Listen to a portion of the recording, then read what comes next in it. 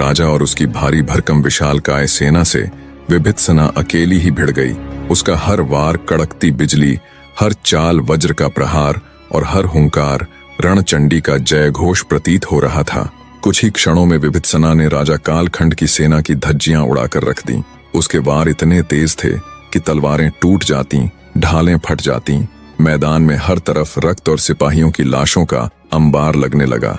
अपने सामने साक्षात मृत्यु देख राजा कालखंड के बचे खुचे सिपाही मारे भय के भाग खड़े हुए।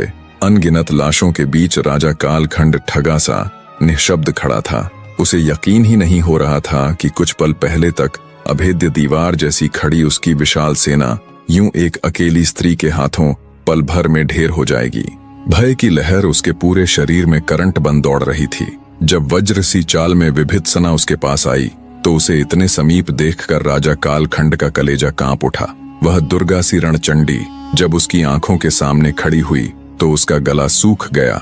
ऊपर का सांस ऊपर, नीचे का नीचे ही अटका रह गया। कुछ क्षण पहले जो दुष्ट राजा अकेली विभीषणा को देख उसका उपहास उड़ा रहा था, अब खून के छींटों से सने उसके चेहरे और दहकते अंगारों सी उसकी आंखों में राजा कालखंड को अपनी मौत नजर आ रही थी। उसकी इतनी भी हिम्मत नहीं हो रही थी कि वो तलवार उठाकर उसके साथ युद्ध करे।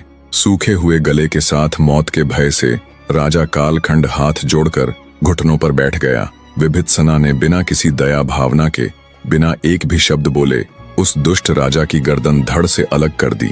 विभीषणा के हाथों में वो खून से नहाई नंगी तलवार और मुख पर लगे शत्रुओं के खून के छींटे उसे साक्षात मां दुर्गा का अवतार दिखा रहे थे।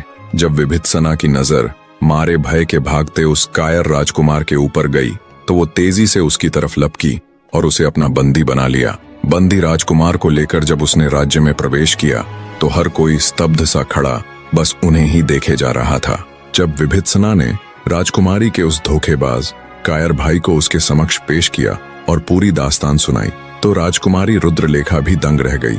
उसे विश्वास ही नहीं हो रहा था कि उसका सौतेला भाई ऐसा कर सकता है।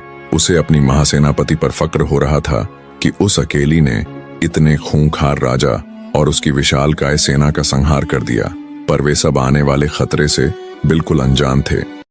कहानी के आगे का भाग भी बस 2 से 3 दिन में आपके सामने होगा।